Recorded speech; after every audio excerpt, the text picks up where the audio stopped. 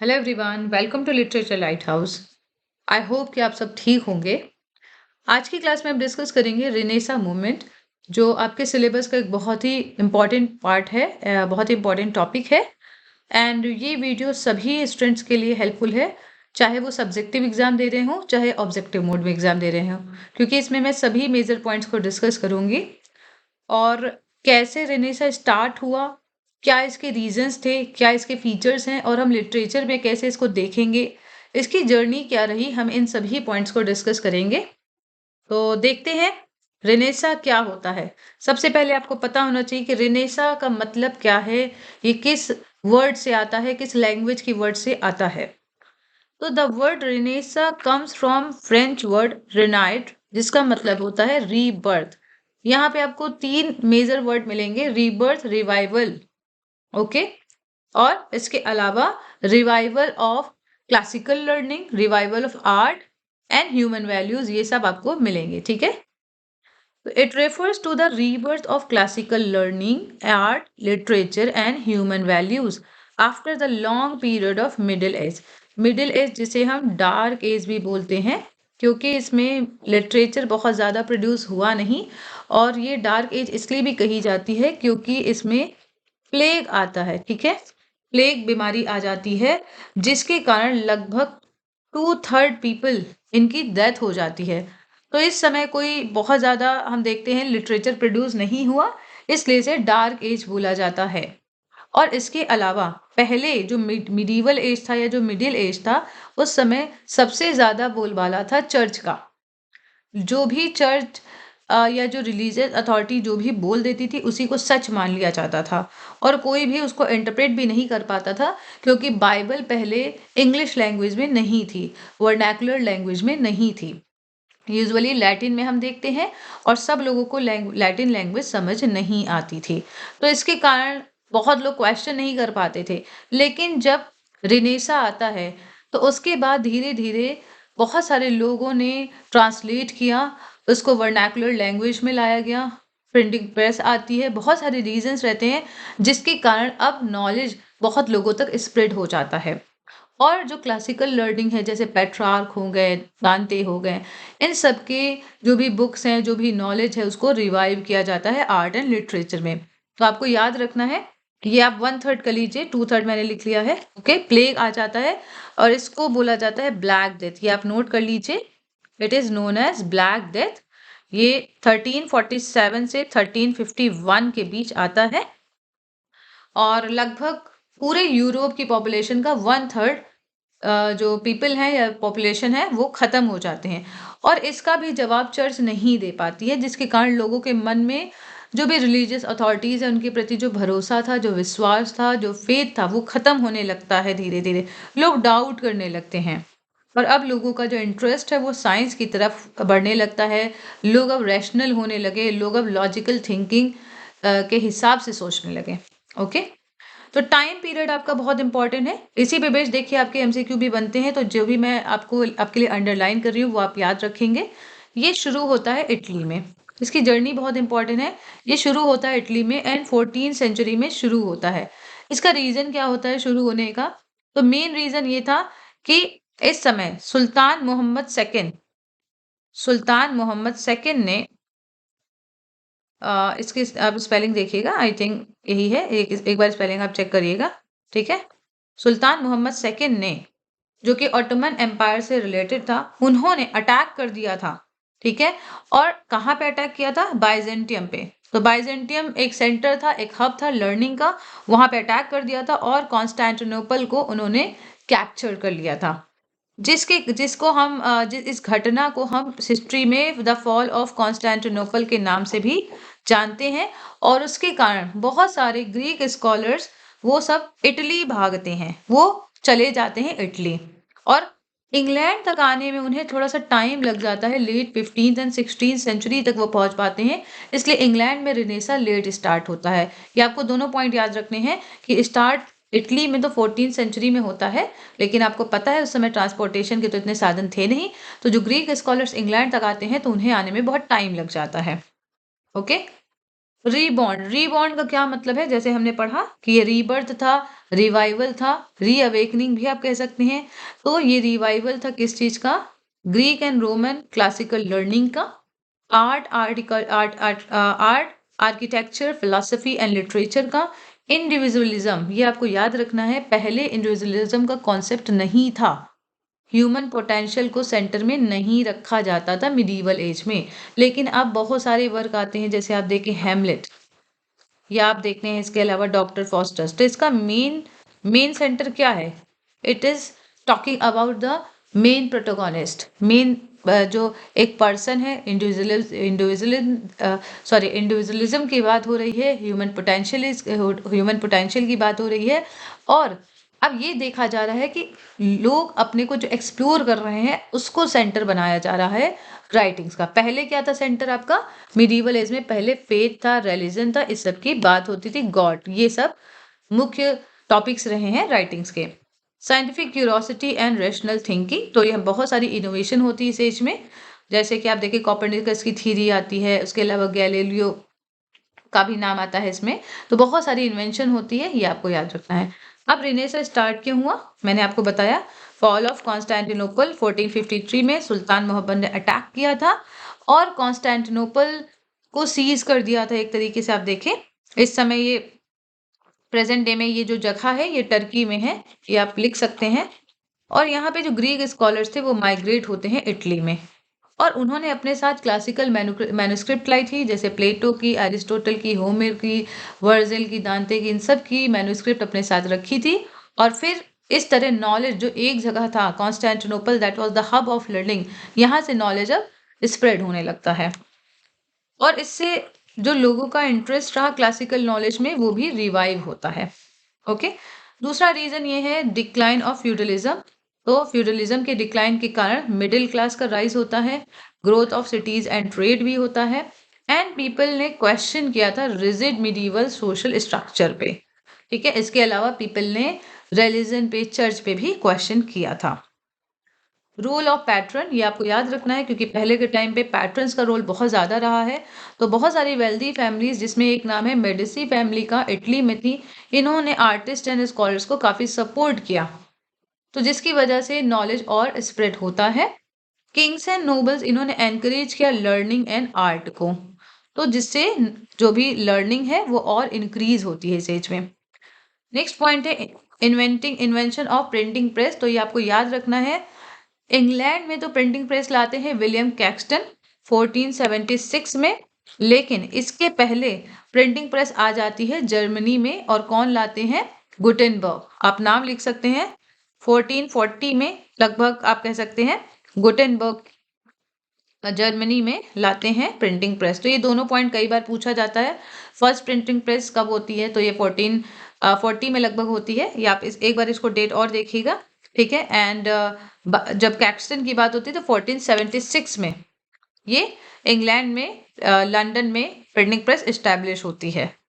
Okay, तो printing press के establish होने से बुक चीपर हो जाती हैं एंड वाइडली अवेलेबल हो जाती हैं, क्योंकि पहले बुक्स अवेलेबल नहीं हो पा रही थी। ठीक है, तो दोनों प्रिंटिंग प्रेस इस्टेब्लिश होने से जो लिटरेचर है या जो नॉलेज है वो लोगों के बीच स्प्रेड होता है, बुक्स अवेलेबल हो जाती हैं, आइडियाज, एजुकेशन एंड लिटरेसी अब लोगों के बीच धीरे धीरे बढ़ने लगती हैं। तो जब नॉलेज बढ़ेगा, रैशनल थिंकिंग बढ़ेगी, तो फिर नो डाउट आपका विकास होगा, ग्रोथ होगी, और लिटरेचर भी रिच होगा। Spirit of inquiry and scientific discovery, अब लोगों के अंदर क्यूरोसिटी आने लगी, इंक्वायरी की स्पिरिट आने लगी। पहले लोग ब्लाइंडली रिलीजियस बातों पे, या जो भी रिलीजन का, चर्च का इंटरप्रिटेशन किया जाता था, लोग उसे मानते थे।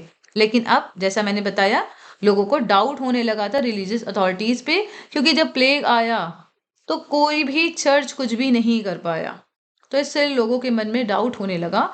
अब लोग क्यूरियस होने लगे, वो क्वेश्चन करने लगे चर्च अथॉरिटीज पे, और उनके अंदर क्यूरोसिटी जगने लगी बहुत सारी चीज़ों के लिए। तो फिर धीरे धीरे साइंटिफिक डिस्कवरीज भी होती हैं। तो एम्फेसिस होता है रीजन पे, ऑब्जर्वेशन पे एंड एक्सपेरिमेंट पे। तो बहुत सारे एक्सपेरिमेंट्स होते हैं, बहुत सारी इस समय इन्वेंशंस होती हैं जो मैंने आपको बताया।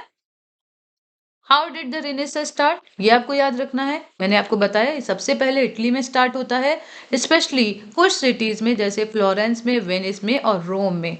इटली इसका सेंटर क्यों था? आपके मन में सवाल आया होगा, इटली ही क्यों, और कोई जगह क्यों नहीं? क्योंकि Italy was the home of ancient Roman civilization and it was economically prosperous, right. Civilization थी वहां पे, एंशियंट रोम सिविलाइजेशन थी एंड इकोनॉमिकली प्रॉस्परस था। इसके अलावा it has access to classical ruins and text, तो इसलिए इटली मेन जगह थी। और फिर धीरे धीरे इटली से रेनेसा रेनेसा के जो आइडियाज हैं वो स्प्रेड होते हैं France, Germany, England and Spain. तो आपको ये सीक्वेंस भी याद रखना है। जैसे मैंने आपको बताया, जर्मनी में सबसे पहले प्रिंटिंग प्रेस एस्टैब्लिश होती है by Gutenberg, okay, and England में बाय विलियम कैक्सटन। तो दोनों आपको चीजें याद रखनी है। फिर स्पेन में रेनेसा स्प्रेड होता है। अब आपके लिए एक सवाल बन सकता है डिस्क्रिप्टिव में भी और वैसे भी, रेनेसा और मिडीवल एज में क्या अंतर था, या मिडिल एज में क्या अंतर था। जैसे मैंने आपको बताया, मिडिल एज को डार्क एज भी बोला जाता है। तो आप अगर कैरेक्टरिस्टिक जानेंगे तो आपको समझना ज्यादा आसान हो जाएगा।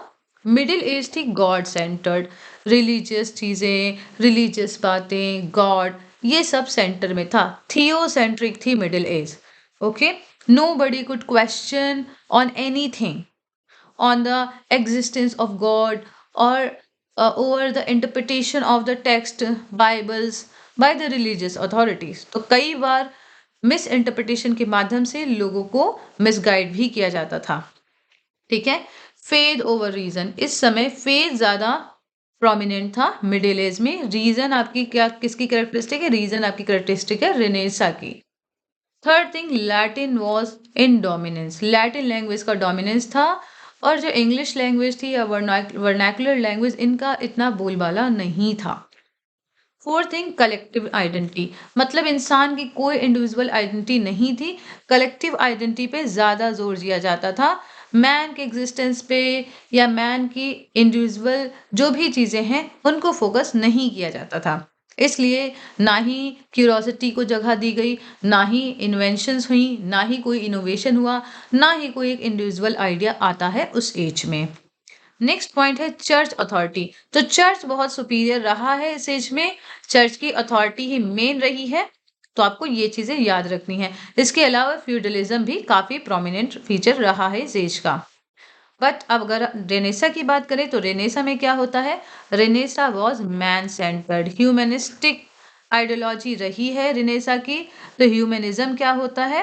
ह्यूमनिज्म अगर आप देखें तो मैन इन द सेंटर, उसकी इनोवेशंस, उसके आइडियाज और क्रिटिकल थिंकिंग, ये सारी चीजें आपको ह्यूमनिज्म में मिलेगी। तो इसी को आपको पता ही है कि ह्यूमनिज्म के माध्यम से ही बहुत सारी चीजें नई नई आती हैं। जैसे आपको पता है क्लासिकल लर्निंग का रिवाइवल होता है, प्रिंटिंग प्रेस आती है, मैन को सेंटर में रख के बुक्स लिखी गई, मुख्य किरदार उसे बनाया गया। मैन मतलब ह्यूमन बीइंग।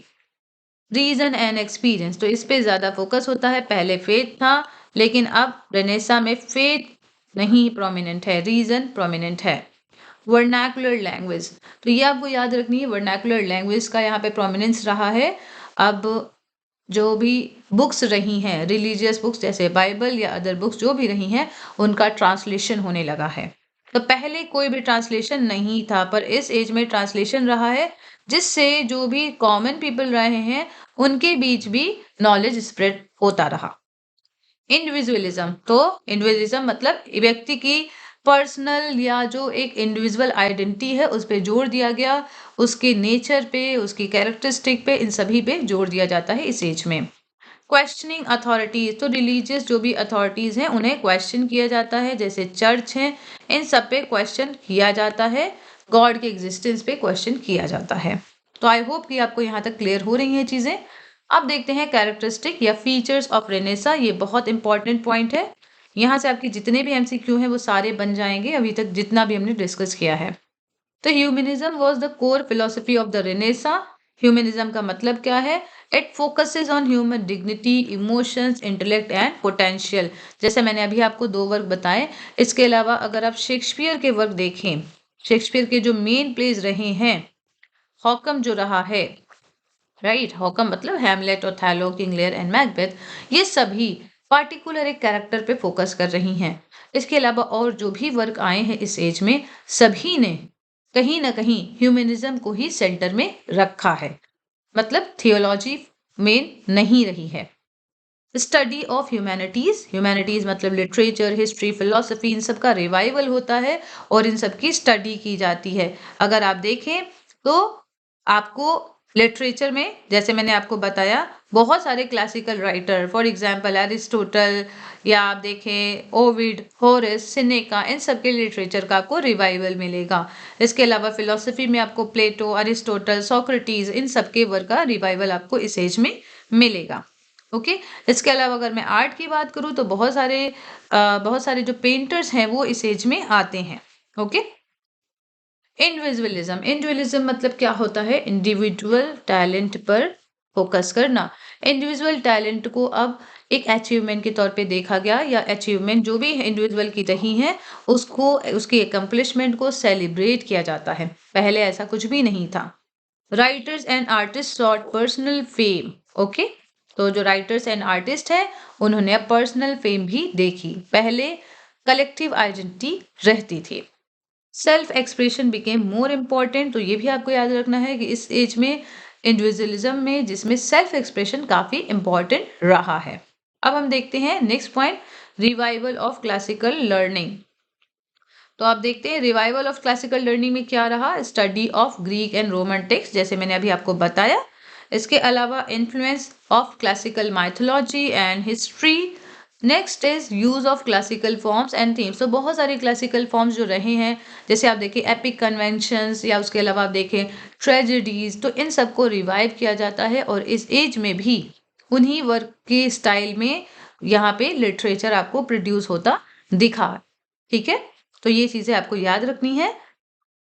इसके अलावा सेक्युलरिज्म, सेक्युलरिज्म मतलब क्या हुआ कि अब सेक्युलर थॉट पे फोकस किया जाने लगा। पहले क्या थी, चीजें सारी रिलीजियस थी, सब्जेक्ट सारे रिलीजियस थे, लेकिन अब शिफ्ट होता है, there is a shift from the religious subject to secularism. तो अब आप देखिए तो लिटरेचर में लव, ब्यूटी, नेचर, पॉलिटिक्स, इन सब को भी इंक्लूड किया जाने लगा। जैसे अगर आप देखें सोनेट्स जो आती हैं, तो आपको सोनेट्स में लव एक मेजर आइडिया दिखता है। ओके। जैसे एस्टोफेल स्टेला में आपने देखा, ये शेक्सपियर की सोनेट में देखा, तो आपको सभी में एक लव मेन आइडिया दिखेगा। Okay. Life on earth became meaningful. तो पहले जो लाइफ थी ऑन अर्थ पे, it was just devoted to God, it did not have any kind of purpose. ठीक है।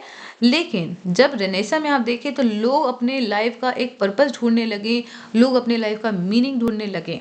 तो अब लाइफ उनके लिए एक मीनिंगफुल रही रहने लगी। ठीक है। Spirit of adventure and exploration. तो इस समय बहुत सारी डिस्कवरी होती है, जैसे कोलंबस, वास्को डी गामा, इन सबको एक्सप्लोर करने भेजा जाता है वर्ल्ड को, और इंडिया, अमेरिका, इन सभी देशों की खोज भी होती है। ठीक है। Desire to explore the world and human experience. तो यहाँ पे हम देखते हैं जो मैन है उनके अंदर, जो लोगों के अंदर एक एक्सप्लोर करने की डिजायर जगती है, और ह्यूमन एक्सपीरियंस की, इंडिविजुअल एक्सपीरियंस की भी एक डिजायर जगती है, जबकि पहले ऐसा कुछ भी नहीं था। ओके। साइंटिफिक टेम्परामेंट हम देखते हैं, तो साइंटिफिक टेम्परामेंट में आपको एस्ट्रोनॉमी देखने को मिली, मेडिसिन, ज्योग्राफी, इन सब के फील्ड में आपको डेवलपमेंट दिखता है। जैसे मैंने आपको बताया, एस्ट्रोनॉमी में आपको कोपरनिकस की थ्योरी आती है। उसके अलावा गैलीलियो भी आते हैं, इटली के रहते हैं ये, इन्होंने टेलीस्कोप को डिस्कवर किया था। ठीक है। और कोपरनिकस से रिलेटेड आपको याद रखना है, कोपरनिकस की जो थ्योरी रही है वो रही है हेलियोसेंट्रिक। ओके। हेलियोसेंट्रिक मतलब क्या होता है कि अर्थ रिवॉल्व्स अराउंड द सन। जो सन है वो सेंटर में रहता है, और जो अर्थ है वो इसके चारों तरफ रिवॉल्व करती है। ओके। Questioning blind faith. तो अब ब्लाइंड फेथ पे क्वेश्चन किया जाने लगा, तो ये भी आपको याद रखना है। एम्फेसिस ऑन ऑब्जर्वेशन, यहाँ पे ऑब्जर्वेशन पे ज्यादा फोकस किया जाने लगा, बजाय कि जो भी सिखा दिया गया है उसको वैसे समझने के। पर्सनल एक्सपीरियंस पे ज्यादा फोकस किया जाने लगा। Growth of vernacular literature. तो वर्नाकुलर लिटरेचर मतलब कि जो अपनी नेटिव लैंग्वेज में जो लिखा गया लिटरेचर उसे हम बोलते हैं वर्नाकुलर। वर्नाकुलर मतलब नेटिव या जो लोकल लैंग्वेज है। अब लिटरेचर उस लैंग्वेज में लिखा जाने लगा बजाय कि लैटिन में, क्योंकि लैटिन एज की जो एक्सेस है वो बहुत लोगों तक नहीं थी, बहुत लोगों को समझ नहीं आती थी लैटिन लैंग्वेज। ये लैंग्वेज जो थी वो एरिस्टोक्रेटिक क्लास की थी, ये आपको याद रखना है। उसके अलावा जो रिलीजियस अथॉरिटीज रही हैं उनकी लैंग्वेज थी। इसके अलावा फ्रेंच लैंग्वेज का भी काफी चलन रहा है, पर ये दोनों लैंग्वेज हर व्यक्ति को नहीं आती थी। Had literature reach common people, तो इस तरह क्या हुआ, जब वर्नाकुलर लैंग्वेज में लिखा जाने लगा लिटरेचर तो अब कॉमन पीपल तक भी पहुंचने लगा। रेनेसा इन इंग्लिश लिटरेचर, तो आप ये देखिए कि कैसे ये स्टार्ट हुआ। तो ये बहुत इंपॉर्टेंट पॉइंट है, यहाँ से आपके एमसीक्यू भी बनेंगे। The English Renaissance began during the reign of Henry eight, मतलब शुरू कब होता है, हेनरी एट की रेन के दौरान। हेनरी एट का जब किंगडम था या जब उनका रूल चल रहा था तब। और ये हाइट पे कब पहुंचता है, तो क्वीन एलिजाबेथ फर्स्ट के टाइम पे। तो एलिजाबेथन एज को हम पीक पॉइंट मानते हैं, गोल्डन पीरियड ऑफ रेनेसा मानते हैं। ठीक है, तो ये दोनों पॉइंट आपके लिए इंपॉर्टेंट है। इन्फ्लुएंस देखते हैं, तो इन्फ्लुएंस रहा है इटालियन रेनेसा का, इसके अलावा classical Greek and Roman writers का, एंड ह्यूमनिस्ट एजुकेशन का। ओके, तो ये आपको याद रखना है। फेजेस ऑफ इंग्लिश रेनेसा ये हम देखते हैं। अर्ली रेनेसा आता है। अर्ली रेनेसा कब आता है, जब इन्फ्लुएंस रहा है इटालियन स्कॉलर्स का। तो ये आप नोट कर सकते हैं। इसमें हम क्या देखते हैं, इटालियन स्कॉलर्स का इन्फ्लुएंस रहा है। उसके अलावा ट्रांसलेशन हुआ है क्लासिकल वर्क्स का, राइट। नेक्स्ट हम देखते हैं एलिजाबेथन एज, जिसे हम गोल्डन एज ऑफ रेनेसा भी बोलते हैं। ये पीक पॉइंट रहा है इंग्लिश रेनेसा का, और इस समय हम देखते हैं ड्रामा, पोइट्री एंड प्रोज ये सभी फ्लरिश होता है। तो हम डिस्कस करेंगे कौन कौन से मेजर राइटर रहे हैं ड्रामा, पोइट्री, प्रोज के। आप एक और पॉइंट भी नोट करिए कि अर्ली रेनेसा जो है उसका टाइमलाइन क्या रहा है, तो 1485 से 1558 ये आपका अर्ली रेनेसा का टाइम रहा है, जो कि ट्यूडर पीरियड था। ठीक है, हेनरी एट का ये टाइम था। इसके अलावा आप देखिए एलिजाबेथन एज जिसे हमने पढ़ा, ये पीक पॉइंट रहा है, हाई रेनेसा का टाइम रहा है। तो आप देखिए इसका टाइमलाइन लिखिए 1558 टू 1603, ये कई बार टाइमलाइन भी आ जाती है। इसके अलावा आप एक पॉइंट और याद रखिए कि ये सिर्फ एलिजाबेथन एज तक ही नहीं चलता है, ये चलता है आपका कैरोलिन पीरियड तक। ओके, चार्ल्स फर्स्ट का जो टाइम था तब तक रहता है। तो जैकोबियन एंड कैरोलिन पीरियड को भी कवर करता है रेनेसा। कई बार स्टूडेंट्स कंफ्यूज होते हैं कि कब से कब तक रहा है रेनेसा, तो आपको याद रखना है कि आपको पता है 1603 टू 1625 रहा है जैकोबियन एज, एंड 1625 टू 1660 रहा है कैरोलिन एज। मतलब 1660 मैं इसलिए लिख रही हूँ क्योंकि अगर आप देखें तो चार्ल्स फर्स्ट की डेथ तो पहले ही हो जाती है, राइट, एग्जीक्यूशन हो जाता है। लेकिन आप ओवरऑल देखें तो 1660 तक आपको इसको कवर करना है, ठीक है। अदरवाइज अगर आप देखें तो थिएटर्स क्लोज हो जाते हैं जब प्यूरिटन्स आते हैं 1642 में, फिर उसके बाद ओलिवर क्रॉमवेल आते हैं। तो ये सारी बातें आप ध्यान रखें, पर ओवरऑल आप इसे कैरोलिन एज आप समझ सकते हैं या लिख सकते हैं। ओके, आई होप कि आपको समझ में आ रहा है। इस टाइम को हम लेट रेनेसा के नाम से जानते हैं। ओके, लेट रेनेसा के नाम से जानते हैं। तो आप सभी से मैं एक सलाह भी दूंगी आप सभी को कि आप लोग साथ ही साथ हिस्ट्री भी पढ़ते जाइए एक एक एज। अगर आप एज नहीं पढ़ेंगे तो आपको चीज़ें बहुत सारी समझ नहीं आएंगी। रेनेसा के अब कैरेक्टरिस्टिक हम देखते हैं लिटरेचर में। तो पहली कैरेक्टरिस्टिक है ह्यूमनिज्म। इसमें हम फोकस करते हैं ह्यूमन इमोशंस पे, लव पे, उसकी एम्बिशन पे, उसकी पावर पे। जैसे हमने एम्बिशन देखा, वॉल्टिंग एम्बिशन रही है मैकबेथ की, राइट, वॉल्टिंग एम्बिशन रही है मैकबेथ की। अनएंडिंग डिजायर हम देखते हैं for knowledge in doctor fosters. तो बहुत सारी चीजें हैं जो आपने देखी, और एलिजाबेथन एज के लिटरेचर में आपको ये चीजें ज्यादा देखने को मिलती है। Characters became realistic and complex. तो अगर आप देखें शेक्सपियर की प्ले की मैं बात करूं, या अगर आप देखें डॉक्टर फॉस्टर्स की भी बात करूं, तो ये कैरेक्टर्स काफी रियलिस्टिक है और कोई ना कोई कोरिलेशन आपको जरूर महसूस होगा। उसके अलावा कैरेक्टर्स कॉम्प्लेक्स भी रहते हैं।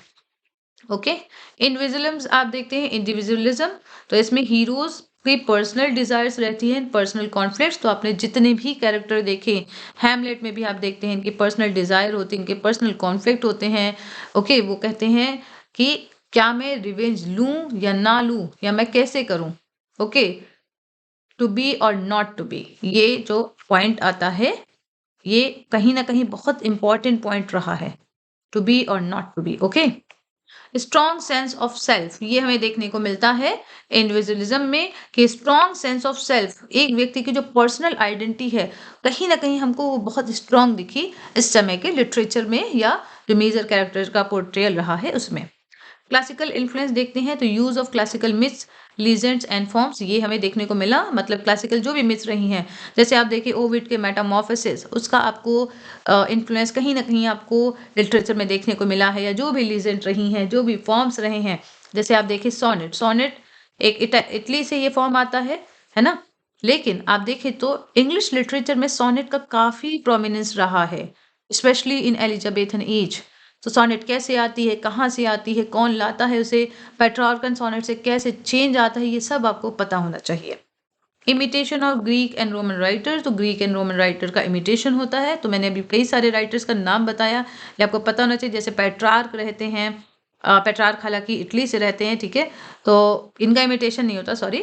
अगर आप देखें तो जैसे मैंने आपको बताया कि इटालियन जो भी राइटर्स थे उनका भी इन्फ्लुएंस रहा है, लेकिन अगर आप इमिटेशन वाइज देखें तो ग्रीक के जो भी राइटर्स रहे हैं उनका आपको इमिटेशन देखने को मिलेगा।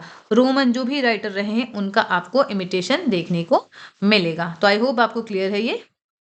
ओके, तो ग्रीक में आप जैसे अरिस्टोटल, होमर, सोक्रेटिस, इन सब का नाम ले सकते हैं। उसके अलावा रोमन में अगर आप बात करें तो वर्जिल, सिसरो, इन सब का या ओविड, हॉरस, इन सब का भी आपको असर देखने को मिलेगा। सिनेका को भी आप इंक्लूड कर सकते हैं इसमें। ओके, तो आपको नाम भी पता होने चाहिए, जब आप आंसर राइटिंग वगैरह करेंगे या आप एमसीक्यू सॉल्व करेंगे तो आपको हेल्प मिलेगी इन सभी पॉइंट से। सेक्युलर थीम्स देखते हैं। सेक्युलर थीम्स क्या रहती है, लव पोएट्री हमें देखने को मिलती है, सोनेट्स, पॉलिटिक्स, हिस्ट्री प्लेस। तो हिस्ट्री प्लेस भी आपको पता है, क्रिस्टोफर मार्लो ने भी हिस्ट्री प्ले लिखा है।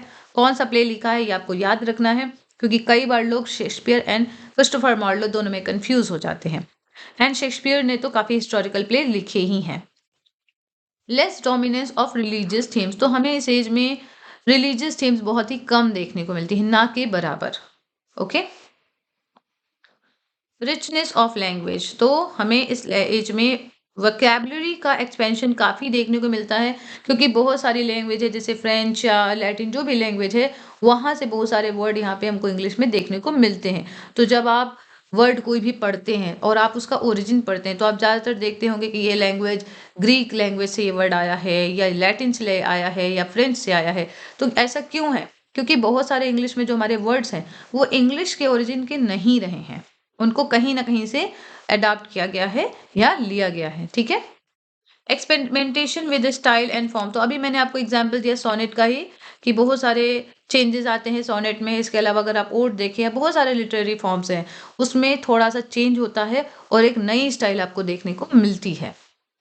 मेजर रेनेसा राइटर हम देखते हैं इंग्लिश में कौन कौन है, तो सर टॉमस वाइट हैं, जिनको आप दोनों, इन दोनों राइटर को आप सोनेट से रिलेट करके पढ़ते हैं। इसके अलावा ब्लैंक वर्स इन्होंने लाया, ठीक है, Edmund Spenser, Philip Sidney, William Shakespeare. तो आप तीनों को देखते हैं, पोएट्री में कहीं ना कहीं मेजर इन्फ्लुएंस आपको देखने को मिलता है। फिलिप सिडनी को आपने क्रिटिसिज्म में देखा होगा। Okay, an apology for poetry, Arcadia, ये सारे वर्क इन्होंने लिखे जो बहुत इंपॉर्टेंट है। एडमंड स्पेंसर का आप द फेरी क्वीन, एपिथेलेमियन, ये सारे प्रोथेलेमियन, ये सारे वर्क आपने पढ़े हैं। ठीक है, ड्रामा देखते हैं तो Christopher Marlowe, William Shakespeare and Ben Jonson. Ben Jonson के भी वर्क बहुत इंपॉर्टेंट है। Every man in his humour, every man out of his humour, Epicoene, Volpone, बहुत सारे वर्क हैं जो आपको याद रखने हैं। और इनका जो 4 ह्यूमर्स हैं, 4 ह्यूमर्स, ये आपको बिल्कुल याद रखने हैं, यहाँ से क्वेश्चन आपके बनते हैं। ओके, क्रिस्टोफर मार्लो के प्ले क्रोनोलॉजी में लगाने को आते हैं एग्जाम्स में, स्पेशली नेट के स्टूडेंट्स के लिए बहुत इंपॉर्टेंट पॉइंट है, या जिनके भी एग्जाम के सिलेबस में प्रेस्क्राइब्ड है राइटर, उन्हें जो भी पॉइंट्स है लाइक क्रोनोलॉजी से रिलेटेड पॉइंट्स पे काम करना है। ठीक है, प्रोज में आप देखते हैं फ्रांसिस बेकन, तो फ्रांसिस बेकन के बहुत इंपॉर्टेंट है एसेज। तो आपको कई बार ईयर मैच करने को आ जाता है, तो आपको ये ऐसे याद रखना है, 1597, 1612 एंड 1625। ठीक है, तो ये आप याद रख सकते हैं। और उसके अलावा 10, 38 एंड 58, ये इनका एसे का सीक्वेंस रहा है। कई बार एग्जाम में ये क्वेश्चन पूछा गया है, और इन्होंने अपने वर्क में साइंटिफिक टेम्परामेंट दिखाया है, जैसे the advancement of learning, Novum ऑर्गेनम, ये बहुत सारे वर्क हैं जिनसे आपसे क्वेश्चन बनते हैं। रियलिज्म आपको देखने को मिलेगा और इनकी जो एसेज हैं उसमें रैशनल थिंकिंग को आप देखते हैं, ठीक है? जैसे इन्होंने बहुत सारे एसेज लिखे हैं, of love, of truth, of studies, ठीक है? सर थॉमस मूर का यूटोपिया बहुत इंपॉर्टेंट वर्क है। यूटोपिया का इन्फ्लुएंस आगे भी देखने को मिलता है, तो ये भी एक मेजर वर्क रहा है, ये आपको याद रखना है। ओके, इसके अलावा यूटोपिया से क्वेश्चन ये आता है कि ये पब्लिश कब होता है, तो 1516 में ये पब्लिश होता है और इसकी लैंग्वेज रहती है लैटिन। लेकिन अगर हम इंग्लिश की बात करें तो 1551 में ये इंग्लिश में ट्रांसलेट होके पब्लिश होता है। तो ये दोनों पॉइंट इंपॉर्टेंट है, एग्जाम में पूछे गए हैं। Okay, Shakespeare as the voice of Renaissance, ये कई बार शॉर्ट आंसर टाइप क्वेश्चन में भी बन जाता है question. Shakespeare as a representative of Renaissance, Shakespeare as the voice of the Renaissance. तो इन्होंने अपने वर्क में एम्बॉडी किया है ह्यूमनिज्म को, इंडिविजुअलिज्म को एंड यूनिवर्सैलिटी को। ओके, तो आपको इनके वर्क में इंडिविजुअलिज्म को बहुत देखने को मिला। जैसे मैंने आपको बताया बहुत सारे वर्क हैं जो इंडिविजुअल आइडेंटिटी पे, इंडिविजुअल कैरेक्टर पे ही फोकस करते हैं। एंड यूनिवर्सल थीम रही है इनके वर्क में। अगर हम आज भी शेक्सपियर के वर्क पढ़ें तो कहीं ना कहीं अपनी लाइफ में उनकी लर्निंग्स को अप्लाई कर सकते हैं। ओके, जैसे कहीं ना कहीं हम देखते हैं कि जो प्रोक्रेस्टिनेशन है वो कहीं ना कहीं एक्शन में डिले करता है। वॉल्टिंग एम्बिशन है वो हमारे सभी के लिए बहुत ज़्यादा डेंजरस रहती है। फ्लैटरी हमारे लिए कहीं ना कहीं सही नहीं रहती है, वो कहीं ना कहीं हमारी लाइफ को डिस्ट्रक्शन की तरफ ले जाती है। तो इनके जितने भी वर्क हैं हम सब में हमने ट्रेजिक फ्लॉ देखा है, स्पेशली जो ट्रेजेडीज हैं, ट्रेजेडी में ही ट्रेजिक फ्लॉ होता है। तो ट्रेजेडी में जो भी ट्रेजिक फ्लॉ रहे हैं, प्राइड, एम्बिशन, फ्लैटरी, ये सब कहीं ना कहीं हम देखते हैं हम अपनी रियल लाइफ में भी अप्लाई कर सकते हैं, टुडेज जनरेशन में भी। इनके कैरेक्टर एक्सप्लोर करते हैं एम्बिशन को, लव को, पावर को एंड जेलसी को। तो जेलसी को आप किस में देखते हैं? ओथेलो में। ओके, एम्बिशन किस में देखते हैं आप? मैकबेथ में। Okay, combines classical learning with deep insight, तो इन्होंने क्लासिकल लर्निंग को डीप ह्यूमन इनसाइट के साथ कंबाइन किया है। तो अगर आप इनके वर्क पढ़ते हैं तो इनके ज़्यादातर वर्क कहीं ना कहीं से अडाप्टेशन रही हैं। और जब आप शेक्सपियर पढ़ते हैं, जब प्रेस्क्राइब्ड है आपके आपके सिलेबस में, तो आपको शेक्सपियर के सभी प्लेस का अडाप्टेशन याद रखना है कि कहाँ से कौन सा प्ले को इमिटेट किया गया है या स्टाइल ली गई है या जो भी प्लॉट लिया गया है, ये आपको याद रखना है, लिस्ट बनानी है। Importance of Renaissance, very important point. So Renaissance is a movement that bridges between medieval and modern world. medieval modern word क्यों बोला गया? क्योंकि उस समय का एलिजाबेथन एज वो मॉडर्न वर्ड ही था। ओके, मिडीवल एज जो डार्क एज है उसके बीच और जो नया वर्ड जो एमर्ज हो रहा था उसके बीच ब्रिज का काम किया। Foundation of modern education, science and literature, ये आपको याद रखना है। जो मॉडर्न एजुकेशन है, जो साइंस है, लिटरेचर, उसका फाउंडेशन रहा है ये। Change the way humans viewed themselves and the world, तो इसने कहीं ना कहीं जो लोगों के देखने का एक नजरिया था, अपने खुद को देखने का नजरिया, दुनिया को देखने का नजरिया, उसको पूरी तरह से चेंज कर दिया। पहले के टाइम में लोगों की दुनिया केवल जो बताई गई थी, एक लिमिटेड जो उनका एक सीमा थी, जो लिमिटेड व्यू रहा उनका। लेकिन अब कहीं ना कहीं वो एक्सप्लोर करने लगे चीज़ों को। तो ये कुछ पॉइंट्स हैं जो आपको याद रखने हैं। अब हम लास्टली देखते हैं कि ओवरऑल एक रिवीजन देखते हैं, क्विक रिवीजन, कि रेनेसा क्या है और इसके क्या कॉन्सेप्ट रहे। तो रेनेसा का मतलब है रीबर्थ ऑफ क्लासिकल लर्निंग। ये आपको आपकी जब भी आप आंसर लिखेंगे तो आपको ये लाइन हमेशा अपने वर्क अपने आंसर में लिखनी है, रीबर्थ, रिवाइवल। ओके, ये सब आपको लिखना है। Humanism is the core philosophy of the renaissance. Okay, तो मैंने आपको बताया ह्यूमनिज्म क्या है। Printing press accelerated renaissance idea, printing press से रेनेसा के जो आइडिया है वो स्प्रेड होते हैं, सभी लोगों तक पहुंचते हैं। Shakespeare represent the peak of English Renaissance. Okay, Renaissance literature shifted from religious to secular theme. पहले की थीम मिडिवल एज में रिलीजियस रहती है, लेकिन अब थीम्स कहाँ कहाँ शिफ्ट हो जाती है? क्या शिफ्ट होती है? सेक्युलर हो जाती है। लव एंड पावर, ये सारी चीज़ें हमें देखने को मिलती है। तो आज की क्लास के लिए इतना ही, एंड आई होप कि आपको ये लेक्चर पसंद आया और आपको काफ़ी चीज़ें सीखने को मिली। तो आप लोग अपना फीडबैक ज़रूर दीजिएगा। अब नेक्स्ट वीडियो हम जल्द ही आपके साथ लाएंगे और अब हम डिस्कस करेंगे रिफॉर्मेशन, क्योंकि जो भी आपके प्रेस्क्राइब्ड मूवमेंट्स हैं या जो भी इम्पोर्टेंट मूवमेंट्स हैं जिनसे क्वेश्चन बनते हैं, मैं अभी मूवमेंट की सीरीज में उन्हीं को डिस्कस कर रही हूँ वन बाय वन। आपके ये एमसीक्यू वाले क्वेश्चन के लिए भी बहुत इंपॉर्टेंट रहेंगे, ऑब्जेक्टिव मोड एग्जाम के लिए भी, और उसके अलावा सब्जेक्टिव में भी आपको बहुत हेल्प करेगा। तो ये वीडियो सभी के लिए हेल्पफुल है, सभी लिटरेचर स्टूडेंट्स के लिए। तो इसी स्पिरिट के साथ नेक्स्ट क्लास में मिलते हैं। Thank you all.